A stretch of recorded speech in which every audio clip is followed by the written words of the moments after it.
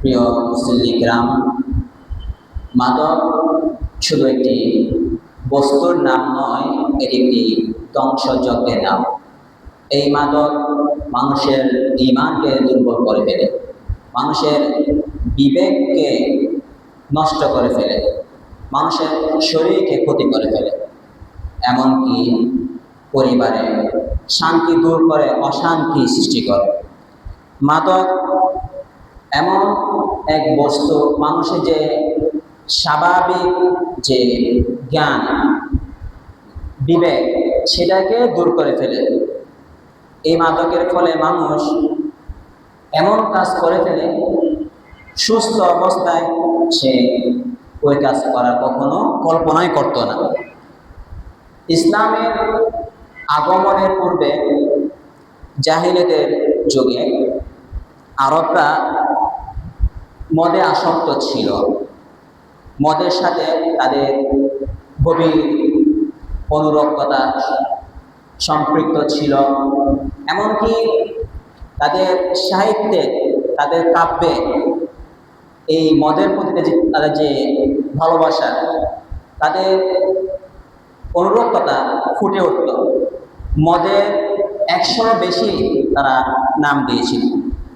কিন্তু এই কল্যাণের ধর্ম ইসলাম এসে এই মানব জাতিকে ধ্বংস থেকে রক্ষা করেছেন।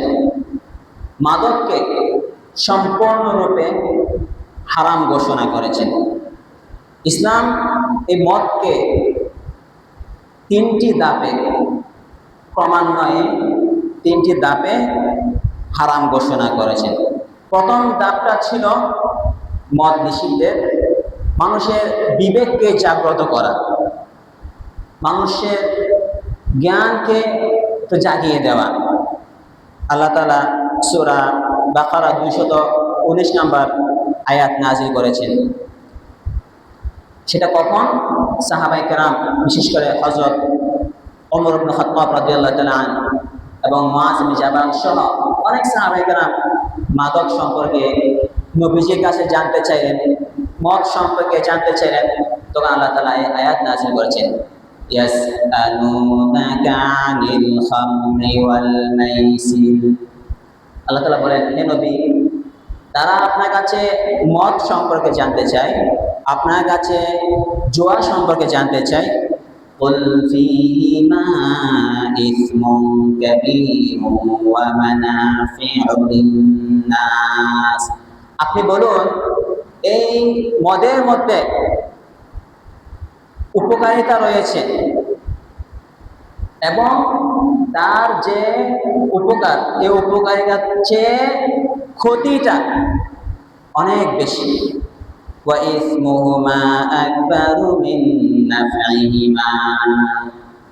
মদের মধ্যে উপকারিতা রয়েছে, আবার লাভও রয়েছে, কিন্তু উপকারের চেয়ে ক্ষতির অংশটা খুব বড়, অনেক বেশি। তারা মানুষের বিবেককে জাগ্রত করেছে প্রথম ধাপে। এই আয়াত নাযিল হওয়ার পর অনেক সাহাবায়ে কেরাম ব্যক্তিগতভাবে মদ খাওয়া ছেড়ে দিয়েছেন, যেহেতু উপকারের চেয়ে ক্ষতিটা বেশি। দ্বিতীয় ধাপে আল্লাহ তাআলা এই ইবাদতের থেকে নেশা অবস্থায় অর্থাৎ সম্পৃক্ততা দূর করেছেন।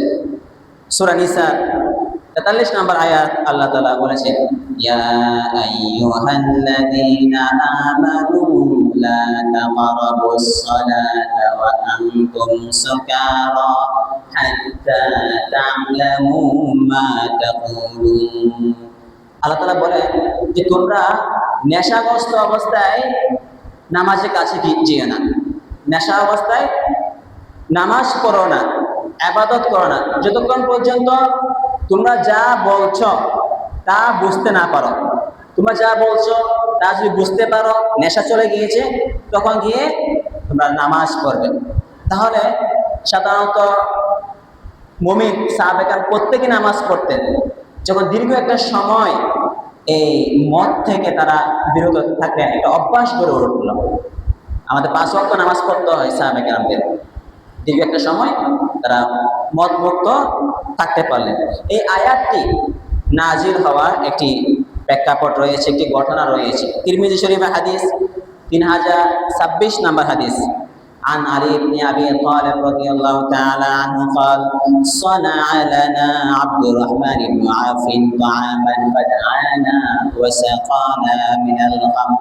হযরত আলী রাদিয়াল্লাহু তাআলা আনহু তিনি বলেন, আমাদেরকে আমাদের বন্ধু আব্দুর রহমান ইবনে আউফ রাদিয়াল্লাহু তাআলা আনহু দাওয়াত করলেন। তিনি বাসার মধ্যে রান্না বান্না করলেন, আমাদেরকে দাওয়াত করলেন। আমরা সেখানে গেলাম, খাবার গ্রহণ করলাম। খাবার খাওয়ার পরে আমাদের কি দিলেন? মদ দিলেন। তখন হারাম হওয়ার আগে বলেছিলাম এই মদ এটা স্বাভাবিক পানীয় ছিল সাহাবায়ে কেরামদের কাছে। তো খাবার খাওয়ার পর সেই মদটা পরিবেশন করা হলো। তখন বললেন ফাখাযাতিল খামরু মিন্না ওয়া হাদারাতিস সালাতু, যে আমরা মদ খেয়ে নেশাগ্রস্ত হয়ে গেলাম, ওই সময়ে নামাজের রক্ত হয়ে গেল। ফাকাদ্দামুনি, হযরত আলী রাদিয়াল্লাহু তাআলা আনহু বলেন যে আমাকে ইমাম বানিয়ে দিলেন। আমি নামাজের ইমামতি শুরু করলাম। ফাকারাতু কুল ইয়া আইয়ুহাল কাফিরুন লা আ'বুদু মা তা'বুদুন ওয়া নাহনু না'বুদু মা তা'বুদুন।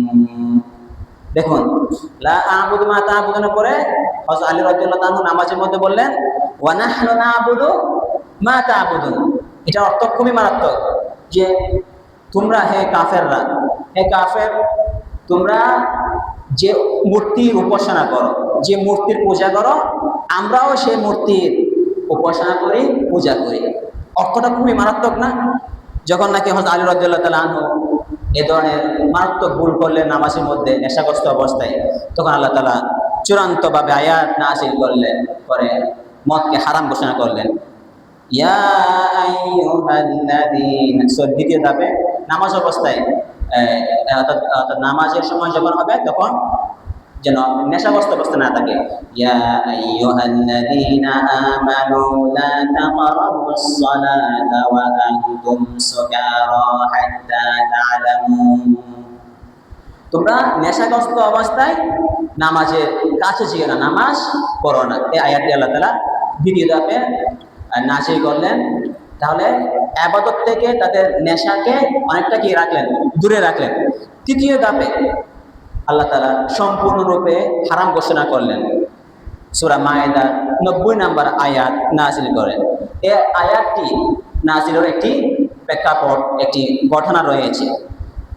তাফসীরে ইবনে কাসিরে বর্ণিত আছে, আন সা'দ ইবনে আবি ওয়াক্কাস রাদিয়াল্লাহু তাআলা আনহু قال نزلت في 4 আয়াত।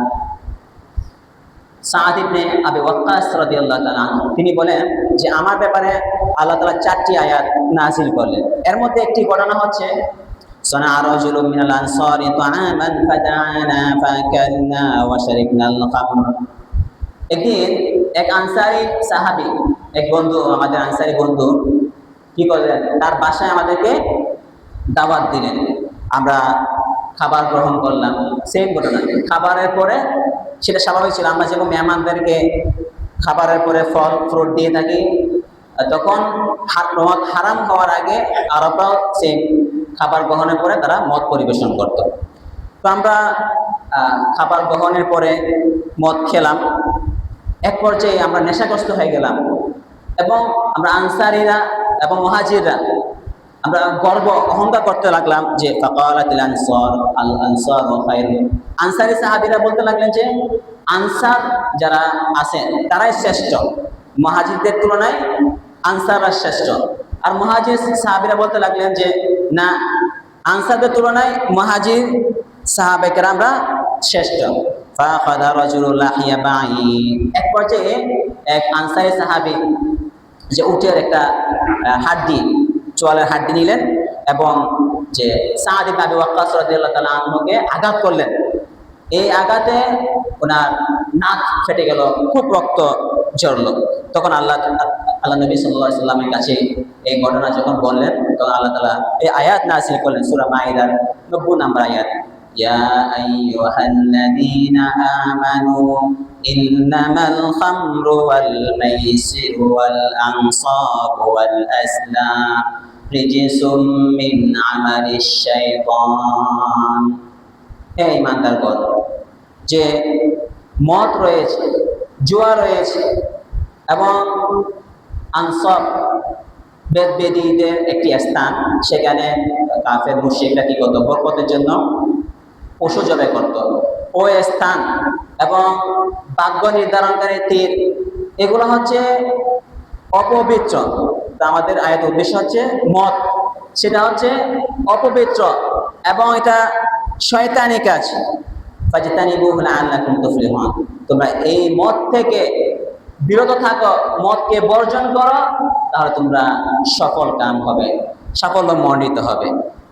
আল্লাহ তাআলা এরপরে বলেন, ইন্নামা ইউরিদুশ শাইতানু আন ইউকিআ বাইনাকুমুল আদাওয়াতা ওয়াল বাগদাআ ফিল খামরি ওয়াল মাইসিরি ওয়া ইয়াসুদ্দাকুম আন যিকরিল্লাহি ওয়া আনিস সালাহ ফাহাল আনতুম মুনতাহুন। যে শয়তান চায় যে এই মদের মাধ্যমে, এই জুয়ার মাধ্যমে তোমাদের মাঝে যেন শত্রুতা সৃষ্টি হয়, বিদ্বেষ সৃষ্টি হয় এবং তোমরা একে অপরকে হত্যা করো, একে অপরের সাথে মারামারি করো, এটা শয়তান চায়। এবং তোমরা যেন আল্লাহ জিকির থেকে দূরে থাকতে পারো, নামাজ থেকে দূরে থাকতে পারো, এই মদের মাধ্যমে শয়তান সেটাই চাই। ফাহাল আনতুম মুনতাহুন, আল্লাহ তাআলা বলেন, তোমরা এই মদকে কি পরিহার করবে? আল্লাহ তাআলা প্রশ্ন জুড়ে দিলেন। দেখুন, এই আয়াত চূড়ান্তভাবে, এই আয়াতের মাধ্যমে যখন আল্লাহ তাআলা মদকে, মাদককে হারাম ঘোষণা করলেন, তখন সেখানে এক অভূতপূর্ব ঘটনা আমরা দৃশ্য দেখতে পাই। মুসলিম শরীফের হাদিস 3935 নম্বর হাদিস। عن أبي سعيد الخدري رضي الله تعالى عنه قال قال النبي صلى الله عليه وسلم إن الله تعالى حرم الخمر। নবী সাল্লাল্লাহু আলাইহি সাল্লাম আয়াত নাযিল হওয়ার পরে ঘোষণা করলেন, আজ থেকে মদ হারাম, এবং বললেন যার কাছে এই আয়াত পৌঁছবে সে যেন মদ না খায় এবং মদ যেন বিক্রি না করে। তখন সাহাবায়ে কেরাম যারা সামনে ছিলেন, নবীজির সামনে এবং আশপাশে যারা খবর দিয়েছেন, সবাই কি করলেন? যার হাতে যে মদ ছিল বাসার মধ্যে, হাতের মধ্যে সবগুলো নিয়ে রাস্তায় চলে আসলেন এবং রাস্তার মধ্যে ঢেলে দিলেন। এবং নবীজি সাল্লাল্লাহু আলাইহি সাল্লাম তো সরাসরি যাদেরকে পেয়েছেন বলেছেন, দূরে যারা আছে তাদেরকে এই সংবাদ, হারাম হওয়ার সংবাদ পৌঁছানোর জন্য একজন ঘোষক কি নির্ধারণ করলেন, ঘোষণা দেওয়ার জন্য। এটাও বুখারী শরীফের 4620 নম্বর হাদিসে বর্ণিত আছে। عن انس رضي الله تعالى عنه قال كنت ساقي القوم في منزل ابي طلحه فنزل تحريم الخمر فامرنا مناد فقال ابو طلحه اخرج فانظر ما هذا الصوت। আনাস রাদিয়াল্লাহু তাআলা আনহু তিনি বলেন, আমি যে আবু তালহা রাদিয়াল্লাহু তাআলা বাসায় মদ পরিবেশন করছিলাম, হারাম হওয়ার আগে মদ পরিবেশন করছিলাম, মানে সাহাবায়ে কেরাম থেকে বন্ধুদেরকে আমি মদ দিচ্ছিলাম। এমন অবস্থায় দেখলাম যে রাস্তার মধ্যে, ঘরের বাহিরে একজন ঘোষক ঘোষণা করলো যে আজ থেকে মদ হারাম, আজ থেকে মদ হারাম। আবু তালহা রাদিয়াল্লাহু তাআলা বলেন যে তুমি কি দেখো কিসের ঘোষণা দিচ্ছে? তখন আনাস রাদিয়াল্লাহু তাআলা বলেন যে আমি বের হলাম এবং ঘোষণা শুনলাম যে নবী সাল্লাল্লাহু আলাইহি সাল্লাম আজ থেকে মদ খাওয়া হারাম ঘোষণা করলেন। তখন আনাস রাদিয়াল্লাহু তাআলা বলেন যে আমাদের যে বাসার মধ্যে, আবু তালহার বাসার মধ্যে যত মদ ছিল সবগুলো রাস্তায় ঢেলে দিলাম। এমন পরিস্থিতি হয়ে গেল যে রাস্তার মধ্যে মদের স্রোত প্রবাহিত হলো। আল্লাহু আকবার। এবং সাহাবায়ে কেরামের সময়ে মদ ছিল ফাতিহ, অর্থাৎ কাঁচা খেজুর, আদা পাকা খেজুর দিয়ে মদ তৈরি করা হতো। অর্থাৎ সাহাবায়ে কেরাম এই আয়াত নাজিল হওয়ার পরে অনেকেই আফসোস করলেন যে আমরা যারা মদ খেয়ে ফেলেছি এবং আমাদের অনেক ভাই মদ খাওয়া অবস্থায় ইন্তেকাল করেছেন, তাদের কি হবে? তখন আল্লাহ তাআলা আয়াত নাযিল করলেন, লাইসা আলাল্লাযীনা আমানু ওয়া আমিলুস সালিহাতি জুনাহুম ফীমা তু'ইমুন। তাদের কোনো গুনাহ হবে না যারা এই যে হুকুম আসার আগে মদ খেয়েছে কিন্তু এই নিষিদ্ধ হারাম হওয়ার পরে আর কখনো মদ খায়নি, তাদের কোনো গুনাহ হবে না, তাদের কোনো অপরাধ হবে না। সম্মানিত হাজিরিন, যেটা বলতে চাচ্ছিলাম, এই মদের সাথে তাদের গভীর ভালোবাসা ছিল, এটা নিত্য প্রয়োজনীয় তাদের একটা জিনিস ছিল। আল্লাহ তাআলা যখন হারাম ঘোষণা করলেন তখন তারা কোনো প্রতিবাদ করেনি, এর কারণ জানতে চায়নি, কোনো মানববন্ধন করেনি। সামিআনা ওয়া আতানা, নবী সাল্লাল্লাহু আলাইহি সাল্লামের মুখ থেকে শুনলেন যে হারাম, সাথে সাথে তাদের হাতে যারা যে মদ ছিল সে মদ কে ফেলে দিলেন, মুখের মধ্যে ছিল সে মুখ থেকে কুলি করে রাস্তার মধ্যে ফেলে দিলেন। সাহাবায়ে কেরাম এমন ঈমান এত মজবুত ছিল। সম্মানিত হাজিরিন, প্রত্যেক নেশা জাতীয় দ্রব্যই হারাম। অনেকে মনে করতে পারেন যে কোরআনে কারীমের মধ্যে মদকে হারাম ঘোষণা করা হয়েছে। গাঁজা, ইয়াবা, হেরোইন, ফেন্সিডিল, আফিম, কোকেন ইত্যাদি নামে যে মাদক রয়েছে এগুলো তো কোরআনে হারাম ঘোষণা করেনি। এই প্রশ্নের জবাবও নবী সাল্লাল্লাহু আলাইহি সাল্লাম দিয়েছেন। মুসলিম শরীফ হাদিস 5114 নম্বর হাদিস, আনা রাসূলুল্লাহ সাল্লাল্লাহু আলাইহি সাল্লাম قال কুল্লু মুসকিরিন হারাম। নবীজি বলেন, যে জিনিস নেশা সৃষ্টি করবে সে জিনিসই হারাম। নেশা যেটার মধ্যে থাকুক না কেন সেটা হারাম। এখন আবার বলতে পারেন যে আমি একটু করে এক ফোঁটা খাই, একটু করে খাই, মাঝে মধ্যে খাই, নেশা হয় না, আমার শরীর নেশা আসে না, তখন কি হারাম হবে? সেটারও জবাব নবী সাল্লাল্লাহু আলাইহি সাল্লাম দিয়েছেন। নাসাই শরীফ হাদিস 5607 নম্বর হাদিস, নবী সাল্লাল্লাহু আলাইহি সাল্লাম বলেছেন, মা আসকারা কাসীরুহু ওয়া কালিলুহু হারাম। যে বস্তু বেশি খেলে, অনেক বেশি খেলে নেশা আসে, সে বস্তু অল্প খেলেও সেটা হারাম। সেটা এক ফোঁটা হলেও হারাম, একটু খেলেও সেটা হারাম, যদিও বা নেশা না আসে। যে জিনিস বেশি খেলে নেশা হয়, সে জিনিস অল্প খেলেও সেটা হারাম, নিষিদ্ধ। সম্মানিত হাজিরিন, কেউ প্রশ্ন করতে পারেন ইসলাম কেন মাদকের ব্যাপারে এত কঠোর? এর কারণ হলো মাদক শুধু একটি গুনাহ নয়, সেটা অনেক গুনাহের মূল।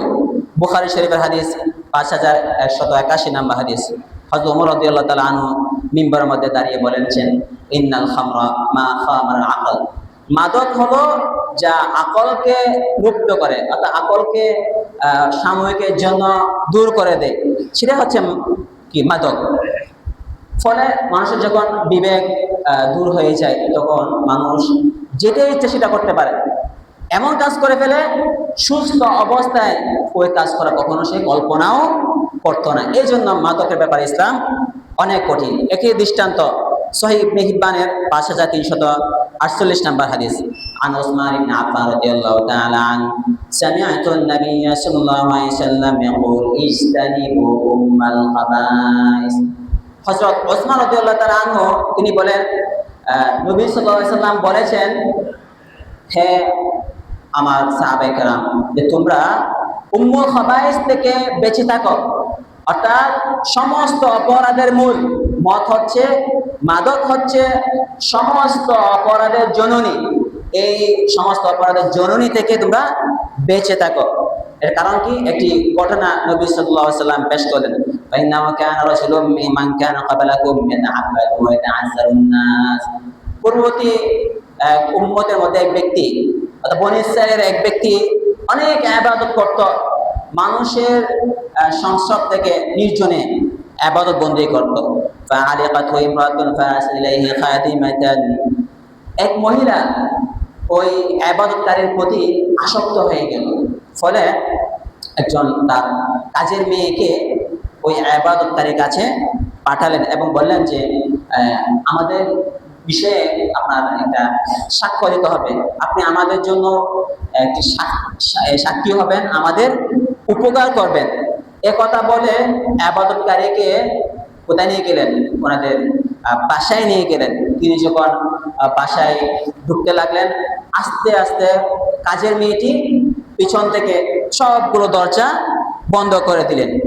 শেষ পর্যন্ত তিনি যখন একদম ভিতরে চলে গেলেন ওই ইবাদতকারী ব্যক্তি, তখন একজন সুন্দরী মহিলা দেখলেন বসে আছে এবং তার পাশে একটা ছেলে আছে এবং আরেকটা মদের পাত্র আছে।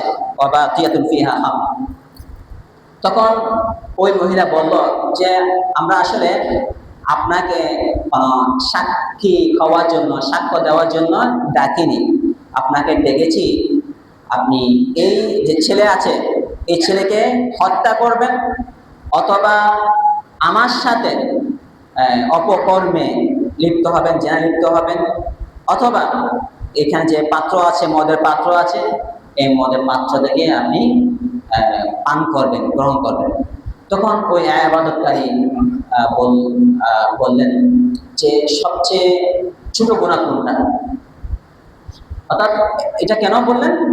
ওই মহিলা বলল যে আপনি যদি কোনো একটা গ্রহণ না করেন তাহলে আমি চিৎকার করে মানুষকে ডাকবো, আপনাকে সবার সামনে অপমানিত করব, অপদস্থ করব। দেখুন যুগে যুগে আগেকার সময়েও ভালো মানুষ যারা ছিল, ইবাদতকারী যারা ছিল, তাদেরকে বিভিন্ন অপবাদ দিয়ে মানুষের সামনে অপমানিত করত। বর্তমানে যুগেও সেম আপনারা দেখবেন, খুব একটা সৎ মানুষ, ভালো মানুষ যদি হয়, অনেক সময় তাকে অপবাদ দিয়ে মানুষের সামনে অপমানিত, লাঞ্ছিত করা হয়। তো সেম মহিলা যখন বললো আপনি যদি কোনো একটা গ্রহণ না করেন আমি চিৎকার করে মানুষ ডাকবো, বলবো যে আপনি আমার সাথে খারাপ কাজ করেছেন। তখন নিরুপায় হয়ে ওই ইবাদতকারী মনে করলেন যে মদ এটা তো ছোট গুনাহ, অর্থাৎ একজন মানুষকে হত্যা করা অনেক বড় গুনাহ, এবং স্বেচ্ছায় জেনা লিপ্ত হব এটাও একটা কবিরা গুনাহ। ছোট গুনাহটাকে তিনি বেছে নিলেন। তারপর তিনি যখন খাওয়া শুরু করলেন তখন বললেন জি দিনি, আমাকে আরো দাও মদ। তিনি মদ খেতে লাগলেন। শেষ পর্যায়ে দেখা গেল কি ওই যে ছেলেটা আছে ছেলেটাকেও হত্যা করলেন, আবার তার সাথে আবার জেনায়ও লিপ্ত হলেন। নাউজুবিল্লাহ। এই জন্য নবী সাল্লাল্লাহু আলাইহি ওয়াসাল্লাম বলেছেন মাদক, মদ এটা হচ্ছে সমস্ত অপরাধের, অনেকগুলো অপরাধের মূল এবং জননী। ফাজতানিবুল খাম, যে তোমরা মাদক থেকে দূরে থাকো, মাদক থেকে বেঁচে থাকো। আল্লাহর কসম, যে মাদকের প্রতি আসক্ত, মাদকের প্রতি যার আসক্তি রয়েছে তার অন্তরে ঈমান কখনো একসাথে থাকতে পারে না। আপনার যদি মাদকের প্রতি আসক্তি থাকে তাহলে ঈমান আপনার অন্তরে থাকতে কখনো পারে না, অর্থাৎ আপনি বেঈমান হয়ে যাবেন। এজন্য মাদককে আমাদের পরিহার করে চলতে হবে। সম্মানিত হাজিরিন, মাদকের সাথে সংশ্লিষ্টতা, সহযোগিতা কি পর্যায়ে একটা মানে হারাম ঘোষণা করেছে নবী সাল্লাল্লাহু আলাইহি ওয়াসাল্লাম, যে এর সাথে সহযোগী সংশ্লিষ্ট 10 শ্রেণীর মানুষের উপর নবী সাল্লাল্লাহু আলাইহি ওয়াসাল্লাম অভিশাপ করেছেন, লানত দিয়েছেন। কেন? আল্লাহ তাআলা সূরা মাইদার 2 নম্বর আয়াতে ইরশাদ করেছেন ওয়ালা তাআওয়ানু আলাল ইসমি ওয়াল উদওয়ান, তোমরা পাপ কাজে, সীমা লঙ্ঘনের কাজে একে অপরকে সহযোগিতা করো না। তিরমিজি শরীফ হাদিস 1295 নম্বর হাদিস, আন আনাস রাদিয়াল্লাহু তাআলা আনহু লাআনা রাসূলুল্লাহ সাল্লাল্লাহু আলাইহি ওয়াসাল্লাম ফিল খামরি আশরাতান, নবী সাল্লাল্লাহু আলাইহি ওয়াসাল্লাম মাদকের সাথে সংশ্লিষ্ট 10 শ্রেণীর মানুষের উপর লানত দিয়েছিলেন, অভিশাপ করেছেন। সে 10 শ্রেণী কারা? আসিরাহা, মাদক যে তৈরি করে তার উপর নবী সাল্লাল্লাহু আলাইহি ওয়াসাল্লামের লানত। ওয়া মুতাসিরাহা, যার জন্য, যার আদেশে তৈরি করা হয় তার উপর নবী সাল্লাল্লাহু আলাইহি ওয়াসাল্লামের অভিশাপ। ওয়া শারিবাহা, যে মাদক সেবন করে তার উপর নবী সাল্লাল্লাহু আলাইহি ওয়াসাল্লাম অভিশাপ। ওয়া হামিলাহা, মাদক যে বহন করে তার উপর নবীজির অভিশাপ। ওয়াল মাহমুলাতা ইলাইহা, যার জন্য বহন করা হয় তার উপর নবীজির অভিশাপ। ওয়া সাকিয়াহা, যে সেবন করে এবং যে খাওয়ায়, যে মাদক খাওয়ায় তার উপরও নবী সাল্লাল্লাহু আলাইহি ওয়াসাল্লামের অভিশাপ। ওয়া বায়াহা, যে বিক্রি করে তার উপর নবী সাল্লাল্লাহু আলাইহি ওয়াসাল্লামের অভিশাপ। ওয়া আকিলা সামানিহা, এই মাদক থেকে যে টাকা লাভ হয় সে টাকার উপর, যে এই টাকা যে খাবে, সে যে খাবে তার উপর নবী সাল্লাল্লাহু আলাইহি ওয়াসাল্লামের অভিশাপ। ওয়াল মুশতারি, এবং যে ক্রেতা আছে তার উপর নবী সাল্লাল্লাহু আলাইহি ওয়াসাল্লামের অভিশাপ। ওয়াল মুশতারাত লাহু, যার জন্য ক্রয় করা হয় তার উপরও নবী সাল্লাল্লাহু আলাইহি ওয়াসাল্লামের অভিশাপ। তাহলে মাদক এটা কত বড় একটা মারাত্মক একটা গুনাহ, অপরাধ হলে নবী সাল্লাল্লাহু আলাইহি ওয়াসাল্লামের এর সাথে সংশ্লিষ্ট 10 শ্রেণীর উপর নবী সাল্লাল্লাহু আলাইহি ওয়াসাল্লাম অভিশাপ করেছেন, লানত দিয়েছেন। সম্মানিত হাজির, অনেকে আবার মাদক অমুসলিমকে উপহার হিসেবেও দিয়ে থাকেন, এটা করা যাবে কিনা সেটাও মুসনাদে হুমায়দি হাদিস গ্রন্থের 1064 নম্বর হাদিসে বর্ণিত আছে। عن ابي هريره رضي الله تعالى عنه ان رجلا كان يهدي للنبي صلى الله عليه وسلم كل عام راويه من خمر। এক ব্যক্তি নবী সাল্লাল্লাহু আলাইহি সাল্লামকে প্রতি বছর মানে এক পাত্র মদ দিতেন হারাম হওয়ার আগে। নবী সাল্লাল্লাহু আলাইহি সাল্লামকে প্রতি বছর এক পাত্র মদ দিতেন। সন্দেহ দূর করার জন্য বলছি, নবী সাল্লাল্লাহু আলাইহি সাল্লামের প্রতিটা সেকেন্ড, প্রতিটা মুহূর্ত রেকর্ড আছে, লিখিত আছে। নবী সাল্লাল্লাহু আলাইহি সাল্লাম জীবনে কখনো মদ গ্রহণ করেননি। আল্লাহু আকবার। দুনিয়ার মত দূরের কথা, মেরাজের রজনীতে যখন নবী সাল্লাল্লাহু আলাইহি সাল্লামকে এক পাত্রে মদ দেওয়া হলো, আরেক পাত্রে দুধ দেওয়া হলো, তখন নবী সাল্লাল্লাহু আলাইহি সাল্লাম কোনটা গ্রহণ করেছেন? দুধটাই গ্রহণ করেছেন, মদটা গ্রহণ করেননি। অনেক সময় সামাজিকতা রক্ষার জন্য হাদিয়া গ্রহণ করতে হয়, দাওয়াত গ্রহণ করতে হয়, এটা যেন মানুষ কষ্ট না পায়, যে দাওয়াত দিচ্ছে সে কষ্ট না পায়। আমাদের মাঝে অনেক সময় দেখা গেছে আমরা একটা দল করি, আমাদের সাথে আমার দলের মধ্যে আমাদের ইমাম সাহেব আছে, দেখা গেছে ইমাম সাহেবকে আরেক দলে কেউ দাওয়াত দিয়েছে, উনি দাওয়াত গ্রহণ করেছেন কেন আমরা অনেক সময় সমালোচনা করি। এটা কিন্তু নবী সাল্লাল্লাহু আলাইহি সাল্লামের যে আদত আছে, সুন্নাত আছে, সেটা খেলাফ। দাওয়াত গ্রহণ করা যায়, আদর্শ গ্রহণ করলেই তো না হয়। আদর্শ গ্রহণ না করে দাওয়াতটাকে গ্রহণ করা যায়, সেটা কোনো অসুবিধা নেই। যাই হোক, এক ব্যক্তি নবী সাল্লাল্লাহু আলাইহি সাল্লামকে প্রতি বছর মদ হাদিয়া দিতেন, উপহার দিতেন। হারাম হওয়ার পর ওই ব্যক্তির কাছে হারাম হওয়ার সংবাদটা পৌঁছেনি, এই জন্য তিনি ওই বছরও কি নিয়ে আসতেন? নবীজির জন্য মদ নিয়ে আসতেন। নবীজি বললেন যে মদ তো হারাম করা হয়েছে। তখন ওই সাহাবী বললেন, তাহলে আমি কি এটা বিক্রি করে দিব? তখন আল্লাহ নবী বললেন, যে আল্লাহ মদকে হারাম করেছেন সে আল্লাহ মদ বিক্রিকেও হারাম করেছেন। তারপরে সাহাবী বললেন, তাহলে আমি কি এটা কোন ইহুদিকে দিয়ে দিব হাদিয়া হিসেবে, উপহার হিসেবে? তখন আল্লাহ নবী সাল্লাল্লাহু আলাইহি ওয়াসাল্লাম বলেছেন, যে আল্লাহ তাআলা মদকে হারাম করেছেন সে আল্লাহ মদকে কোন অমুসলিম ইহুদিকে হাদিয়া দেওয়া হারাম করেছেন। তখন সাহাবী বললেন, তাহলে কি করবো?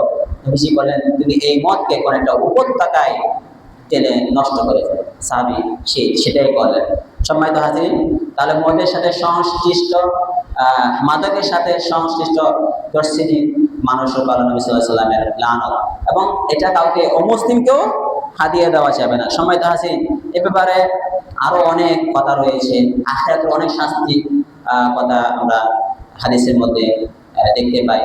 সময় শেষ হয়ে গেছে। আমরা যদি মাদককে না বলতে পারি, এই আমাদের সমাজ থেকে মাদককে দূর করতে পারি, তাহলে আমাদের সমাজে অনেক অপরাধ নির্মূল হয়ে যাবে, অনেক অপরাধ দূর হয়ে যাবে। সমাজের মধ্যে, পরিবারের মধ্যে শান্তি, প্রশান্তি সৃষ্টি হবে।